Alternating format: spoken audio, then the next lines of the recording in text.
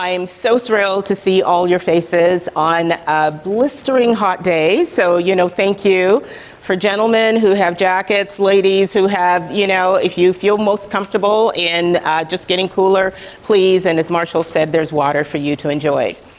I wanted to take this opportunity to, give you an overview of caring at home. We're a home care agency. We provide non-medical care for folks inside of their home, which, as we know, is where most people prefer to stay. However, we do understand that care is a journey, right? The aging process is a journey, and depending on where you are now, where your loved one is now, and where they're going to go, all of those things might then facilitate you moving into independent living, assisted living, and as a home care specialist, a senior care specialist, we can help with that conversation. We have some wonderful partners who are here with us and will be part of the series moving forward. So part of my role is basically to tee it all up for the subsequent education talks that we're going to have, and that they will be able to go into greater depth, okay? But we'll have a host of people who can answer more specific questions on those if you are going to need it. All right, so if I'm clicking the right button here, let me talk about assisting hands. First of all, I think I mentioned that we are home care. It is not home health, which means that it is non-medical. Our caregivers are trained. We are state certified. We can come into homes and provide non-medical care. So if you think about it, if you needed help with toileting, those are the things that we can do. However, if the client had a catheter, we would be restricted as to anything that becomes intrusive, okay? So just setting the pace for that. In terms of Assisting Hands, it is a brand that is over 20 years old now, and our offices have been in place for about 3 years. Our focus is in the area from Laguna Niguel down to San Clemente, and we really want to create this high-touch opportunity to meet and see and work with each and every one of the families that we support. And we do that in multiple ways. First is in terms of the care plan. We want to make sure that we're individualized in understanding what our clients and their families are needing, and then how we can write a care plan that's consistent and comprehensive. Quality. Folks have choices, and we want to make sure that we're really focused on helping people where they are in the most safe way, providing for their welfare and their satisfaction. And then peace of mind. Marshall was talking earlier about my mom was back in Ontario, Canada. I was here in California, Southern California. And knowing that there were others that were taking care of her, as much as there's care, you want to make sure it's consistent care. You want to make sure it's reliable care. You want to make sure it's quality care. That's the peace of mind that we want to offer as an agency to those that we serve. In preparing, we say, why do we want to learn about planning and preparing for home care? Well, I'll blow these out for you. The U.S. population, as I'm sure you all know, is aging. As a matter of fact, it is so profound now. We have the fastest growing demographic are those that are 85 and older. And by the year 2060, a quarter of the U.S. population will be over 65 years old. Do you see the dilemma that we're all facing, as we kind of go through time?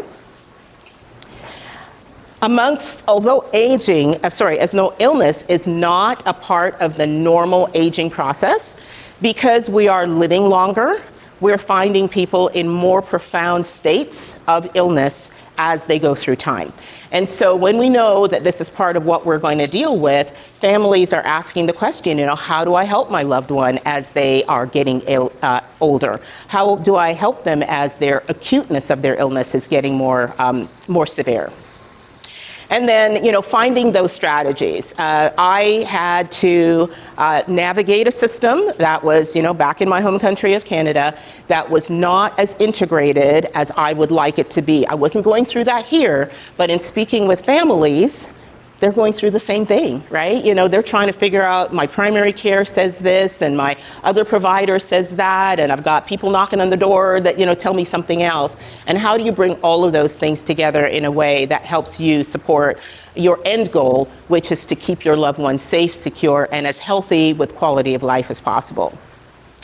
So with that in mind, we're going to focus on 3 areas that we see most often in terms of what brings people to needing care in their homes, and certainly the majority of people who are getting care from us. And those would be stroke, Alzheimer's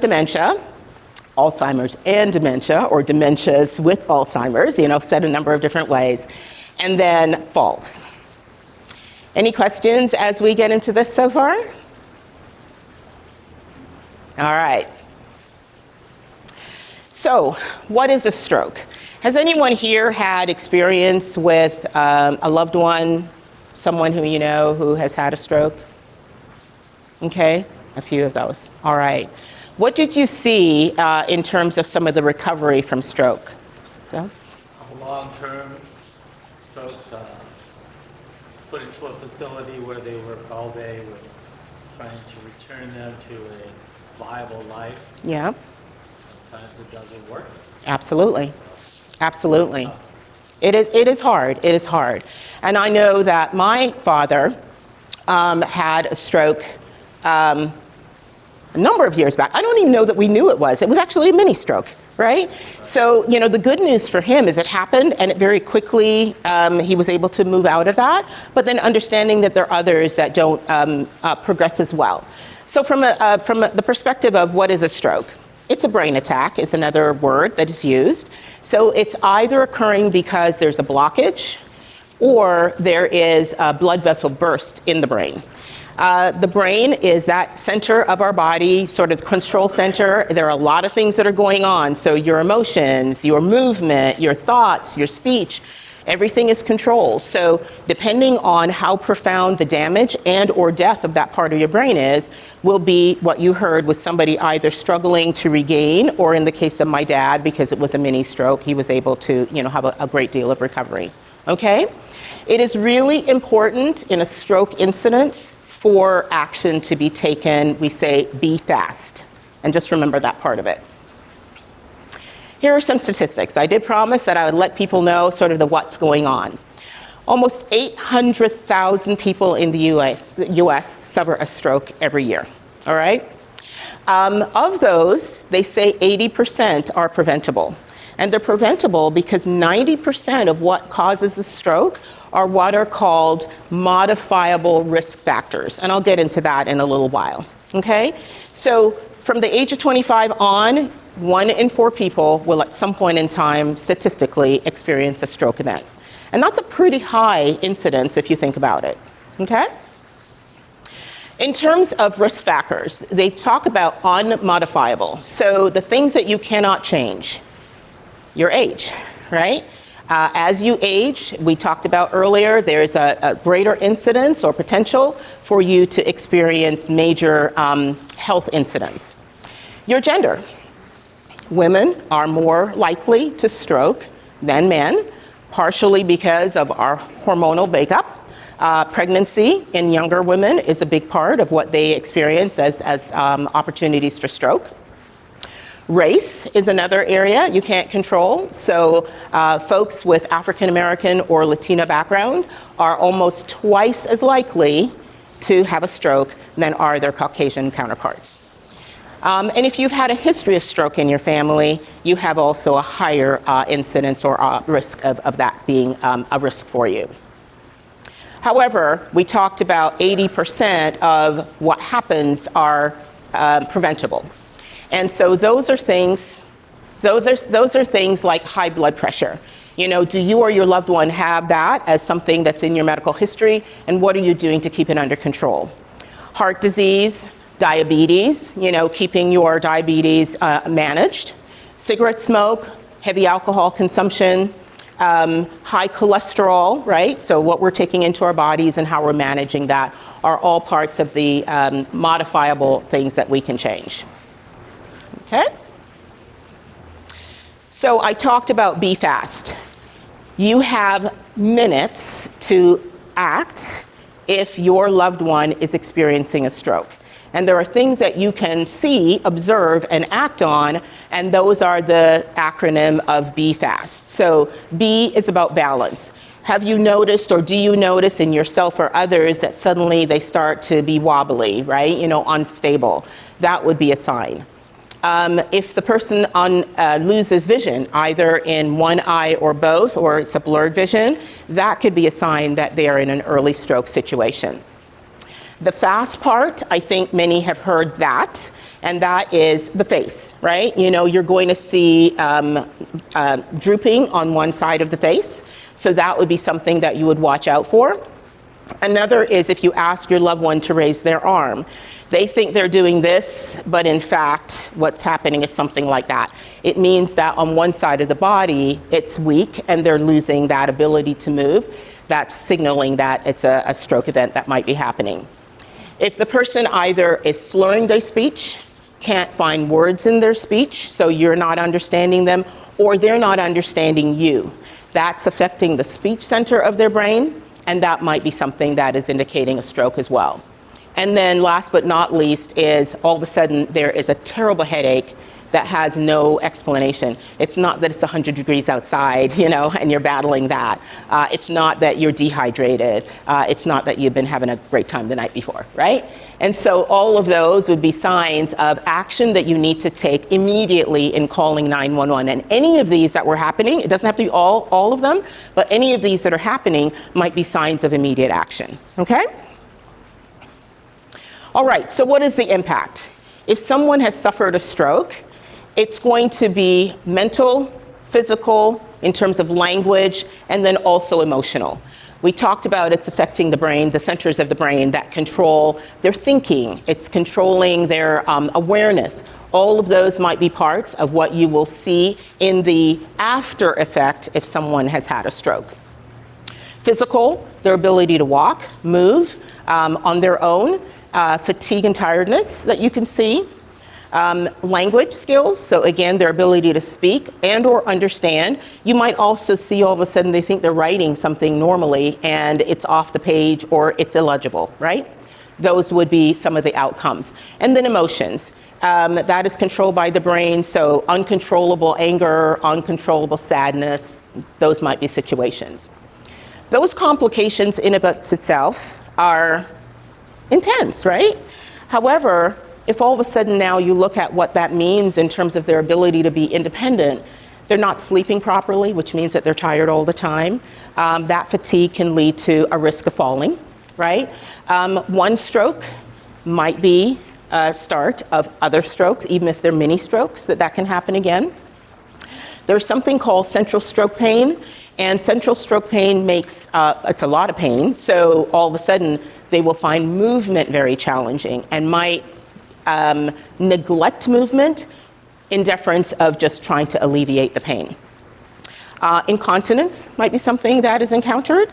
So if you think about your loved one and they would be able to get out of bed at night safely and make it to the restroom, now they can't do that. Now there might be a further risk of fall, etc. Medication management. So you have to take a barrage of medication perhaps. However, you're not thinking clearly in terms of how to take those medications, and you can either under-medicate or over-medicate. So we want to make sure that our families understand some of the risks associated and some of the things that they might have to deal with through a stroke event. With that, we encourage families to consult their physician. If the stroke survivor is having physical therapy, occupational therapy, speech therapy, that the family member goes along to really understand what the recovery plan is going to be, and then how you need to come alongside your loved one to support and help. I talked about medication management, making sure that they're taking their meds as appropriate so that they don't either re-stroke or have other complications. One of the things that we see is we had a client, and he had a stroke event. This is a guy who was an engineer, right? So he's bright, very, buttoned down with everything. So a number of things that were affected were his ability to speak, See, I'm having a stroke. His ability to speak. And then it's not that he didn't understand when you were speaking to him, but the processing time was a lot longer, right? So it took him a while to get the idea and be able to pass it on. And he became extremely frustrated because what we have as a tendency to do, you know, if somebody is diminished in one side, you try and make up for it in others, right? So you're talking louder, or you're, you know, doing those kinds of things. It was just, I'm not stupid, you know, I had a stroke. But when he was out walking, and this is a 6'3" gentleman, his walker was maybe a little bit too low for him, so he thought it was inhibiting his ability to really move how he wanted to move. And this is a guy who used to go to the gym all the time, and so he would want to leave the walker behind. But the walker was the very thing that was helping him and making sure he didn't fall and re-injure, right? So we want to make sure that as much as possible we're supporting with using the assistive devices as they are prescribed. If you are in a home that does not have modifications, and we have, you know, some folks who will be talking to you in a little while about modifications and what are needed, but I want to say simple things like grab bars that are going to be in the bath or next to the toilet, taking, you know, rugs, and I have this crazy thing that's here that's already blocking a cord, but if someone were having difficulty and they can't navigate over the difference in the floor, that might be a trip hazard for them, right? And so managing that. And then talking to loved ones about how you can prepare for either care that's going to be in your home immediately, or if that is profound and you are going to need to move into some sort of assisted living situation later on. So before I go to my next topic, what questions might you have?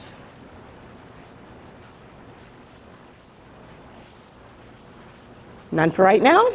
Okay, all right, then I'll move forward. So we're gonna talk about Alzheimer's dementia. This is a big one, right? It's a scary one. It's one that, quite honestly, I will tell you the majority of those we serve are in some part of the journey of dementia and Alzheimer's. The stats for 2024. Nearly 7 million Americans have Alzheimer's, dementia. Lifetime risk at the age of 45 is that 1 in 5 women and 1 in 10 men will, you know, participate in this awful disease in some way. 1 in 3 seniors will die as a result of Alzheimer's. And the disease now kills more than breast cancer and prostate cancer combined, right? When I read that stat, that was extremely scary to me. And I'm sorry, I just did my mic. And part of that is because as awful as some of these other diseases and conditions are, we're finding progress in terms of treatment. As yet, there is no cure for Alzheimer's. And to that effect, when you think about heart disease, it has decreased by 2.1%, while Alzheimer's has increased by 141%. Is that crazy?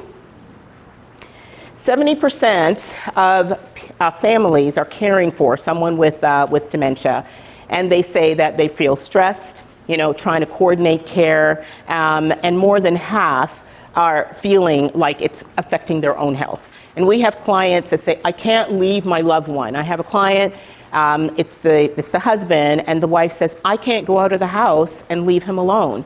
But then that means that I'm missing my own doctor's appointment and the doctor's appointments. And this couple is in their 80s and 90s respectively, okay? So there are warning signs. There are 10 notable warning signs if your loved one is experiencing or likely to have Alzheimer's or dementia. Memory loss that disrupts daily. So, you know, we're not talking about the fact that, hey, I forgot my keys, or I drove to the bottom of my street and left my coffee mug on the counter yet again. We're not talking about those casual instances, although if it's, you know, major disruption, then I guess that's a sign. Challenges with planning or solving problems, right? You know, I need to get from here to there. I need to take that plant from here to there, but how am I going to pick it up and how am I going to navigate and how do I get there? So you start seeing those challenges. Difficulty performing familiar tasks. Confusion with time or place. We have a client and her family had put out one of those pill sets, right? So it has morning, noon, and night. It has Monday, Tuesday, Wednesday, Thursday.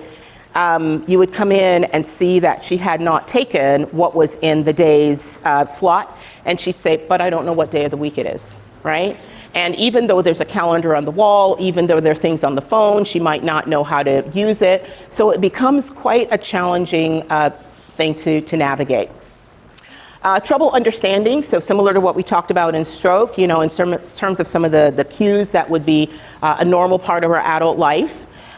You will start seeing it with speech and writing. Again, they're taking notes and they think those notes are very clear, but they are just hieroglyphics on a piece of paper, right? And they don't know that that's kind of what's happening. We'll talk a little bit about, you know, the acuity of Alzheimer's in a while. Poor judgment, right? So are they able to manage their finances themselves? Are they able to communicate with others in the community in the right way? Those might be things that are compromised. If the individual is very social or still out at work, because this can affect younger people, you know, you'll start to see a withdrawal from their environment, and that might be a sign as well. And then finally, one of the things that we find most challenging for families is mom or dad was always such a really pleasant person, and you will start seeing behaviors, you will start seeing, you know, some moods and personality that go through a total alteration, right? The most common form of dementia, and there are many, is Alzheimer's. 56% of the scope of dementia is Alzheimer's. 14% is vascular, which is considered when you've had strokes that affect the brain. That's where that resides. Things like Parkinson's, that's a form of dementia, or Lewy body, that's a form of dementia. But you can see that the big scale over on your left-hand side, is that right? is Alzheimer's. So I wanted to spend some time talking about that because it's not that it does have some differences to it, but it is the one we see most often that really scares, you know, a lot of people. Number one, important to know is that Alzheimer's is not a normal part of aging. Right? Although we're seeing it more and more and more all the time, and there's still questions about why is it happening so prevalently now, it's not a normal part of the aging process. However, as you get older, your risk of becomes greater, right? The risk of Alzheimer's doubles every 5 years after the age of 65. So it's things like at 75, you might have 4%, but by the time you get up to 85 and greater, it's like 20% chance of having Alzheimer's. It is the sixth largest or sixth highest cause of death in the US. And next to cancer, it says Alzheimer's is the most feared. Mm-hmm. How do people pass away, die from Alzheimer's? I've never understood the statistic. Is it just... Well, there are parts of, yeah. Can you repeat the question?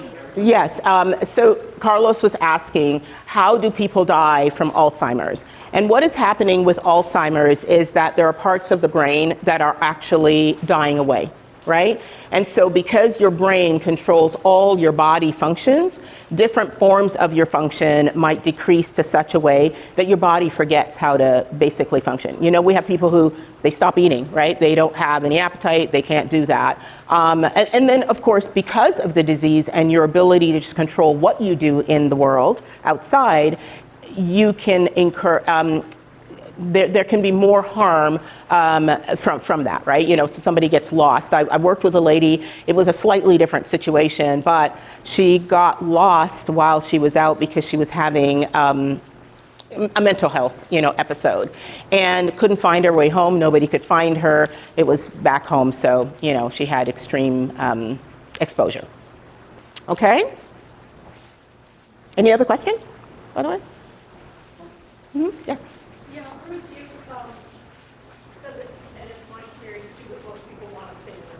yes. But there comes a point when it seems to me that it's harder on the caretaker, whether it's hired help or family, that than what it, than what's realistic that way. I mean, Yeah. your own health is going to suffer. You can't leave that person. Like that, really. I don't think. It's not something that's sustainable, no, yeah. Yeah, so I guess you could bring somebody in, but when do you know? I mean, are you talk about it, one of these signs? I know you're in the home health business, but at some point, it just seems like it's beyond that. It is. And it's very individual by family. So we've had families that they basically coordinate amongst themselves about who's going to be there to help, because mom or dad might not be able to do it. Whoever's living in the home by them, with the other, might not be able to sustain that. It might be that you can't stay in your home, but the individual now moves into a family member's home where they can be a little bit more under supervision. You were going to add to that? I was just going to add for our own personal experience. My father passed away a few years ago, but before that, there was a long journey.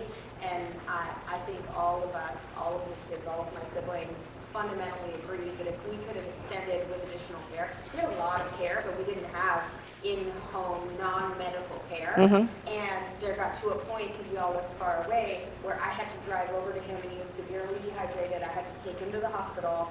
We had to have him admitted, and he went directly into a skilled nursing facility. But had we had structure for in-home non-medical care, we all believe that that would have been able to be delayed longer, because there's a whole different set of challenges in a skilled nursing facility, whether it's they feel, isolated, or just a lack of mobility because they don't want to participate, a bunch of different things. It was a very different fundamental experience than when he was at home. So in retrospect, because we never really know, and we did not know back then we would have given anything to have in-home care to extend that more mobile or even active social integrated part of his life before. Inevitably there is a point, maybe, but at least we would have had it for longer. I think that's absolutely. all I would maybe add in retrospect. Yes, absolutely.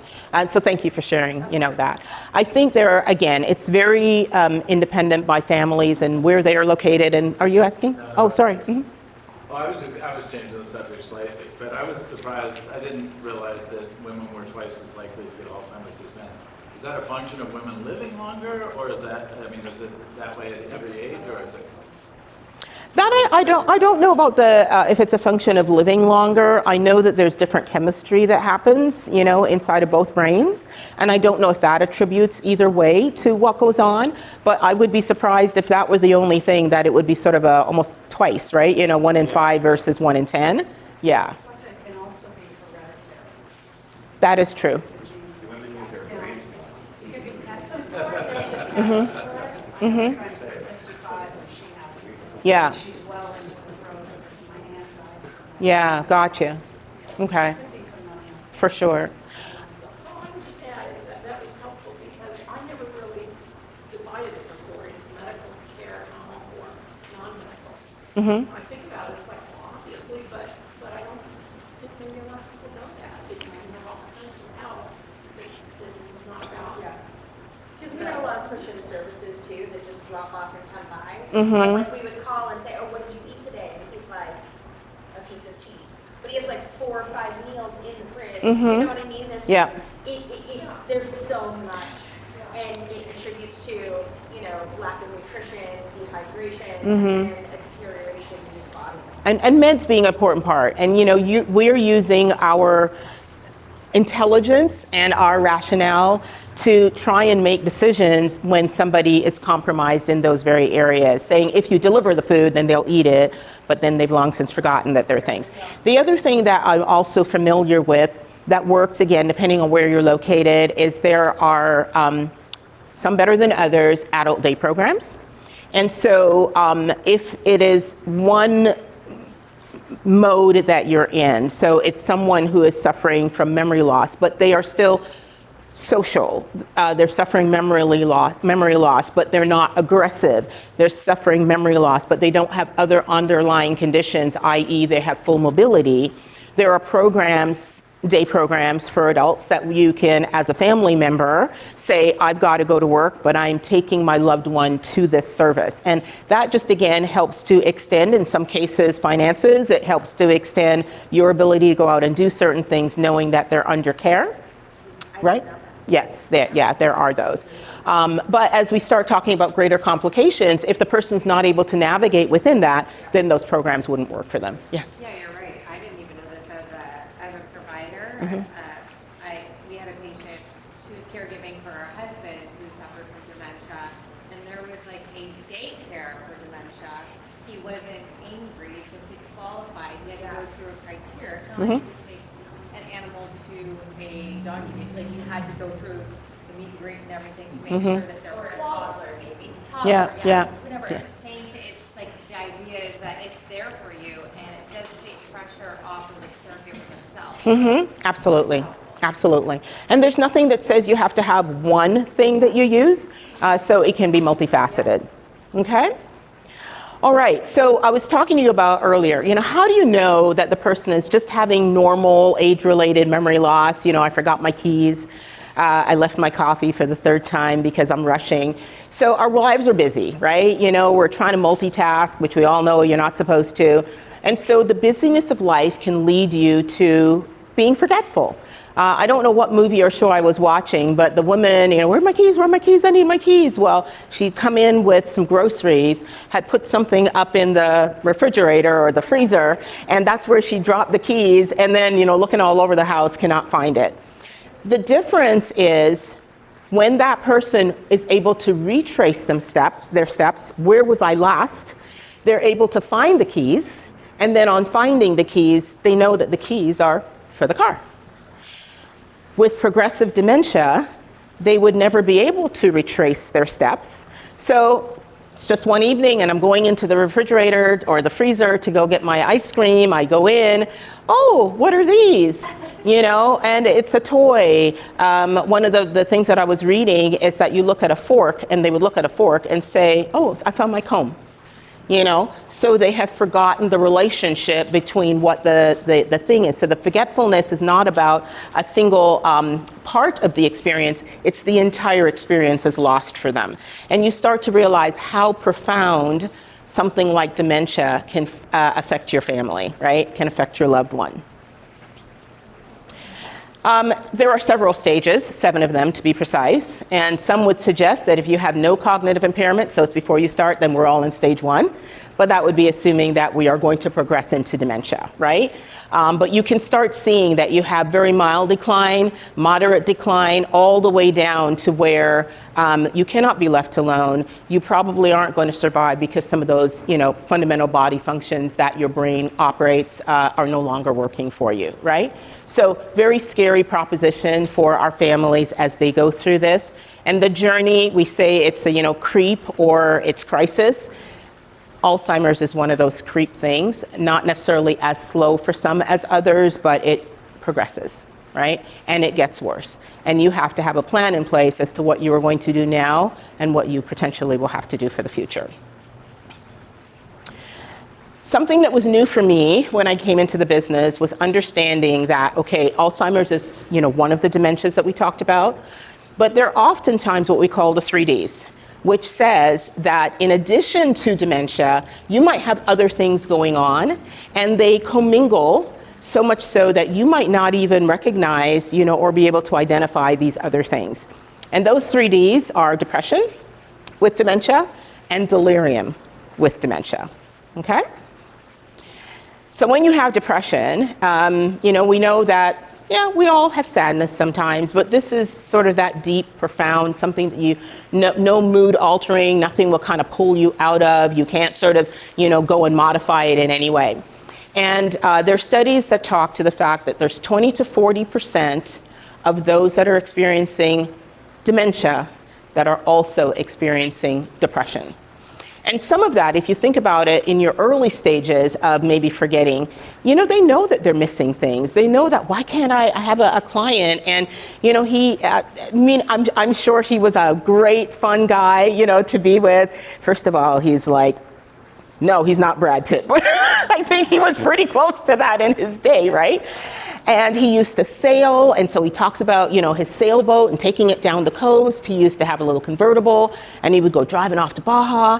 But then there are other times that he looks at you and says, have I met you before? I don't know where my brain is. And you can see him sinking into a depression because of what he recognizes he's lost, okay? It happens equally, a male and female, that we see this. And the other thing that's really scary is, you were talking about it, you get into a structured environment like skilled nursing or retirement, living, and that loss of independence or that loss of the familiar sinks them even deeper. And so that 20 to 40% that we talk about almost doubles in the cases of being outside or away from your home, particularly if it's not a decision that they made. Okay? Delirium presents in a slightly different way. And for delirium, they talk about an altered state of consciousness, there are episodes of confusion. It develops in many cases very quickly. So even with dementia, the person was acting normally, and then there's something erratic that starts to happen. It might be that they start punching and kicking and acting out and screaming, and you would think that they were being murdered, in the room. What can lead to this is if there's mismanagement of medication, it's not being taken right. For those who are familiar, UTIs are, a growing concern.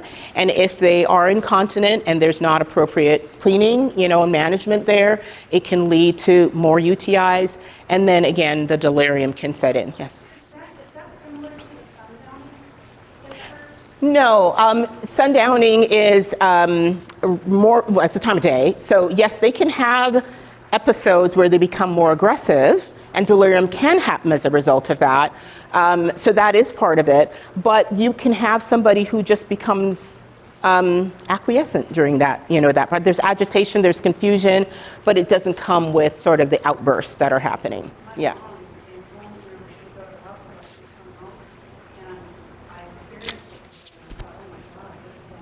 Mm-hmm. She said, where whose furniture is this? Mm-hmm. Yeah. Mm-hmm. She didn't know where she was. Yeah. And then the next day, she said, I knew that was happening. Yeah. She couldn't control it. Mm-hmm. Yeah, absolutely. Absolutely. And some experience that coming back from hospital, again, change in environment, that kind of stuff happens. Does your services include monitoring medication that it's actually being taken, or where's that gray line for you guys? Yeah. So within home care, if done right, you are not allowed to actually dose the client, right? So I can't have 3 bottles and say, I'm going to give you 2 of these and 1 of these or whatever. So either a nurse, if they're under nursing care, an RN nurse I'm talking about, would come and would basically portion those off. And so it's in a med kit. We would then come in and make sure that they've taken their morning meds or they've taken their Monday meds or whatever it is. So we put together a medication management system within the care plan as to what needs to be taken. And in some cases, just putting it out doesn't mean. So we have one Alzheimer's client, and it has to be hidden because she thinks it's candy, right? So you can imagine that these are some psychotic things that are being taken, and she can over-medicate herself if it's left out. Another where we would come in early in the morning because the client wakes up really early, and we were there probably 7, 8 o'clock, and you would say, have you taken your meds? Yes, I've taken my meds, but it would be taken out of the slot and then put someplace else, right? Or taken out because I meant to take it. So there are a lot of little things that you really need to get in with the client and understand what they're going through. And then from understanding that situation, be able to help and modify. Okay? Great questions. I think somebody mentioned an assessment that you go through for Alzheimer's. I don't know if somebody was saying that there's a test that you can do. So there is no diagnosis that can be made for Alzheimer's short of autopsy. So although you see all the things, it's not like you can do a blood test or anything like that that says this is what you have. They're usually able to determine Alzheimer's almost like a process of elimination. So it is saying, is there something wrong with kidneys? Is there something wrong with thyroid? Is there something wrong with an infection that they may have? So they go through the things that are the knowns, and if they're able to eliminate those as the reason for actions, then it's likely going to be Alzheimer's. Yes, there's an MME, which is which is a mini memory that they go through.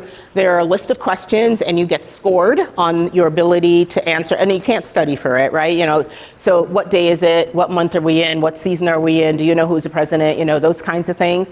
And they go through this list of questions, and based on the test taker's ability to answer within a time frame, it starts giving strong indications to where there is decline, if there's or limitations. All right. So again, something that you will want to consider for your loved one as they are exhibiting some of the other signs, to get them to the doctor, to get them to run the test, so that you know what's happening with them. So impact. We know that it's chronic. We know that it's progressive. We know that they're going to lose intellectual and functional acuity over time. And how is that going to manifest? Their memory, their thinking, comprehension, just language and judgment, right? Everything that we need to operate outside in our world.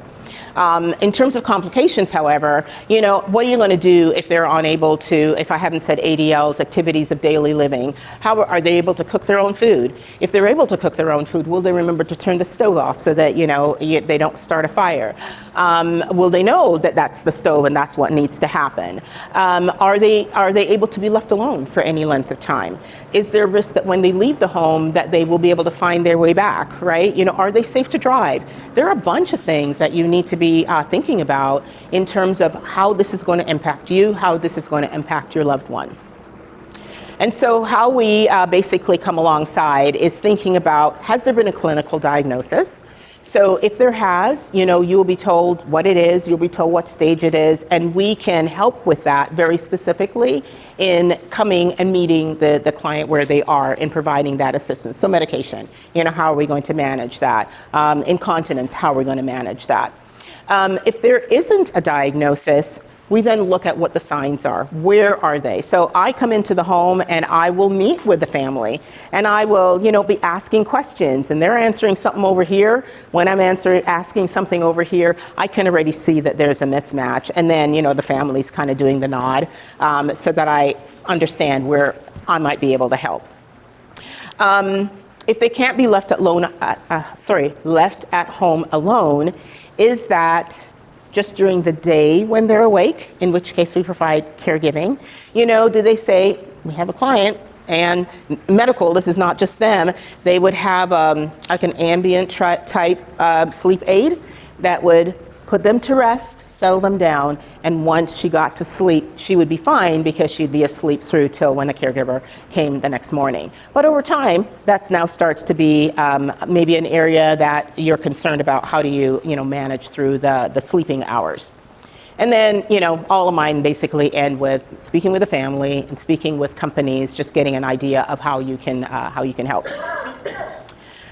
All right, the last one that I'm going to cover is falls. And you will see that the other two situations, so if you've had a stroke, you've lost some mobility, it can lead to a fall. If you are in severe cases of dementia, that might lead to, not being able to function properly and might relate to a fall. But back in 2008, there was a study done, and they were, really asking themselves the question of why so many people were ending up in hospital, how many seniors were ending up in hospital due to falls. And those falls were in some cases quite critical, right? There are more than 25% of older adults that fall each year, and less than half of them actually report the fall. So you heard earlier about my mom. I would call her multiple times. I mean, I'm talking almost every day, sometimes twice a day, and talk to her. She had something like 3 or 4 falls that I knew nothing about. Some of those falls were where a neighbor heard her calling out from her backyard because she'd been in her garden and was embarrassed that, I've fallen and I can't get up, right? And so hearing her call, an adult would come over and help her up.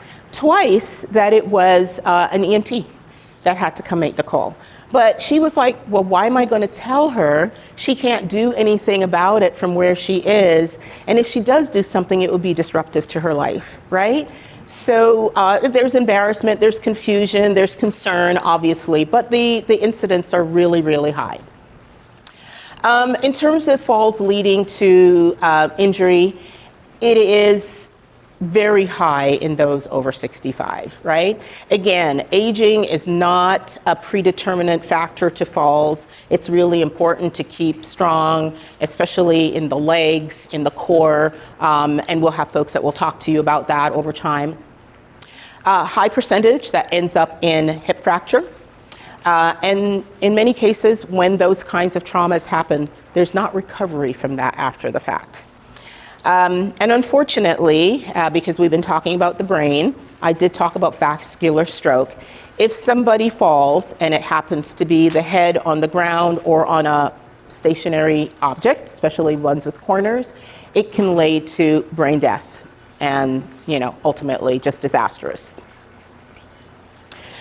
So if you think about some of the risks, on what might cause you to fall, right? Okay, if you're extremely ill, and we know that through illness you might be taking multiple medications, signs are if you're taking more than 4 medications at a time, if those are not appropriately managed in terms of their interactions or in terms of their dosages, that can lead to a fall. Dizziness and unsteadiness, again, depending on what's going on. Home environment. So, you want to make sure that you have clear walkways, that you don't have cords and everything all over the place. If you have a rug, probably best to pick it up in its entirety. But if not, that it has like double-sided tape or something like that to hold it down.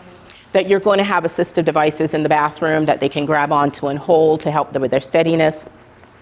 If your loved one has been in hospital, or has otherwise been in a bed rest type state for a prolonged period of time, that will lead to weakness. And that weakness, when they then try and get up, guess what?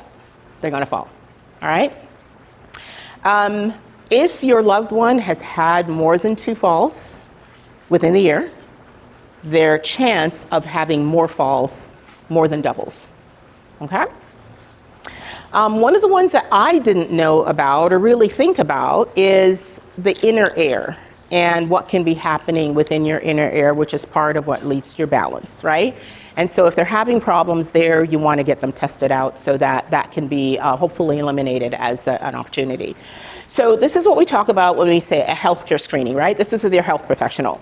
You've got to be in close cooperation with your physician as well as a pharmacist. And those two are because if you are seeing multiple care providers, Doctor 1 says you need to be taking this, Doctor 2 says you need to be taking that, they don't cooperate with each other, you can end up with this, However, if you are getting all of your prescriptions from the same pharmacist, you want to be meeting with that pharmacist because they'll be able to hopefully make the connections for you, okay?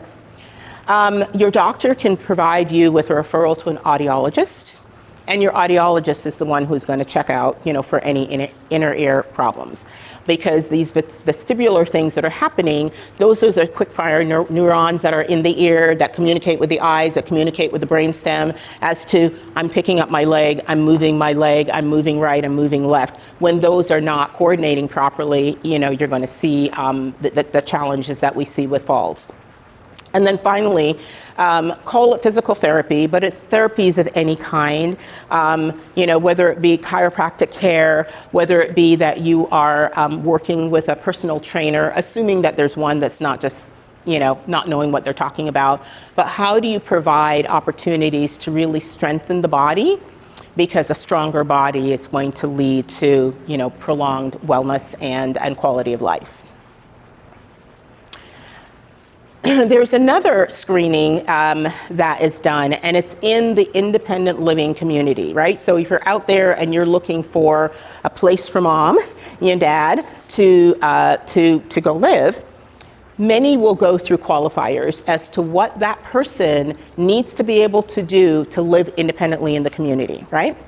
And one of them is that they need to be able to walk 1,000 steps just running errands. So you think about some of the places that I've been to, you know, you're down the hallway and around the corner, and you're not using a walker or you're not in a wheelchair. So how are you going to make it from where your apartment is all the way to go where you go get breakfast, right? Or to go pick up your mail.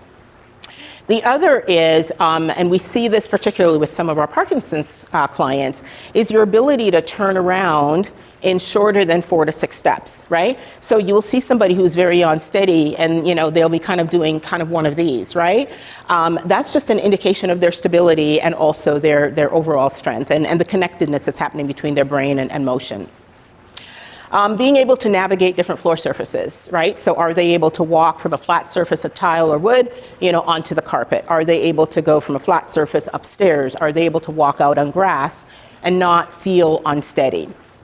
Not sustained, you know, we're not asking anybody to walk, you know, the 3 miles. However, having that gait speed as opposed to a very slow shuffle because you move this way because you're not certain of your footing. And then finally, being able to carry an average of 7 pounds, which doesn't seem like a lot, right? However, for somebody who's compromised, that is also a sign of their ability to live independently. So if you think about that, that's what an independent community is looking for to define that person's ability to be in their residence. Then what about your loved one or yourself in your own home, right? Are you able to perform all of these, which are signs of your being able to sustain independence? Got it? Okay. All right. So simple home screenings. Watch, walk, wave.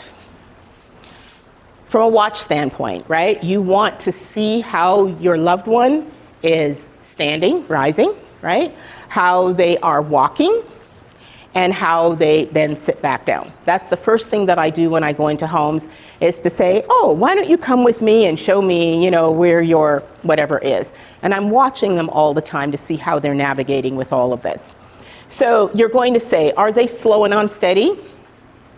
Are they holding on, you know, to things, whether it be wall or furniture as they move to, you know, to orient themselves? And if they're walking through an area where it's wide open, no problem. But if all of a sudden they have to navigate a smaller area like a doorway, do you start seeing a little bit of that swaying that happens? When they're walking, we suggest that you do it arm in arm because you're able through arm in arm to, are you feeling like they're rocky, right? Are they swaying? Are their steps short and choppy? What exactly are they doing when they're, you know, looking down at the ground? Because they're uncertain of what's happening there, so they very much are focused on, right? So you're watching all of those. And then finally, it's about your ability of perception, right? You're going to wave to the person as you call out their name. You're waving. Did they not hear you? You're waving. Did they not see you?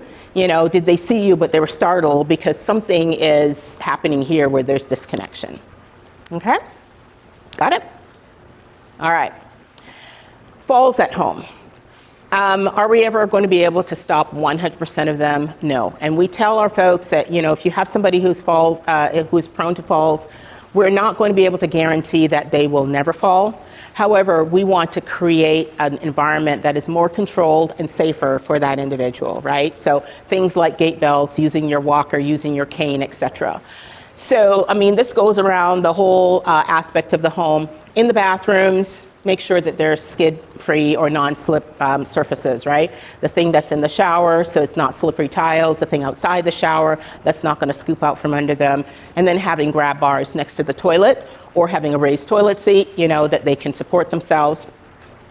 Making sure that there's adequate lighting. So God bless, you know, that the loved one is still continent and they feel the urge and they wanna get up at night. But there are a lot of falls that happen at night because they're trying to navigate from where the bed is to the bathroom without appropriate lighting, right? And so you're going to want to make sure that that happens. Many live in double-story homes, two-story homes, and so What are you going to do about the stairs and navigating? So, if it is about installing a chair lift that takes you from floor to floor, but if that is not possible and you need to say, I have an extra room on wherever your main floor is, because I was just talking to Jay about a house that I went into and it's a split level, so your main level is upstairs and the bedrooms are downstairs. You're trying to minimize how much movement there is, which puts at risk. In the kitchen, they're doing something and there's a spill. Okay, what are you going to do to mitigate the things that are going to be on the floor that could potentially be that slip and trip hazard, right? And we talked about the rugs as well. So, a lot of things that we would suggest that you get somebody in, whether it's an agency like mine or others that are professional, to come in and do a home assessment for you with your loved one in terms of making it as safe as possible for them. And, with many of these, I think I've talked as I've gone along in terms of what the impact is of injury and what can happen as a result and, the help that you would need. So talk to your physician, talk to your pharmacist, talk to any of the therapists, make sure that they understand what your safety concerns are. The big one for me is being honest with your loved ones, right? So a fall, though seemingly embarrassing, right? You want to make sure people know what's going on so that through knowing, they can find solutions for you. Exercising, I see on my phone constantly the chair yoga, and I have a couple people, so it's not about you're going to the gym and, you got like 1,000 pounds and 1,000 rounds and those kinds of things. It's really simple things that you can help your loved one in going through. And a lot of our caregivers will be there to help with that as well. So how can we help? What we do with any new client who gives us a call, we don't do anything just one and done over the phone, right? I'm not about taking the information, taking the assignment, and then sending somebody out. I want to do an in-depth intake with you and your family to understand really what is going on and what kind of help can we support. And if it's something that is outside the parameters, they're thinking it's going to be nursing care because it's gotten to be that acute, we'll be the first to let you know, I think that this is kind of where you need to go. Home safety evaluation, we absolutely do that. So we go through all areas within the home where care is going to be delivered, and we want to make sure not only the client is going to be safe, but our caregiver is going to be safe in delivering that care where they are. A care plan that is customized based on what the client is going through will be designed. We believe strongly in making sure that we can do a really good match between the caregiver and the care recipient. At the start of service, we always, almost always, 99% of the time always, will have one of our staff that will go out to meet the caregiver and the client for that first, service. We want to, again, be refining and just understanding if there's something we missed before, that we're going to pick it up then. And then not one and done, so when care starts, it's not the last time that you'll see our office. We're going to be there at least every 90 days to revisit and reevaluate.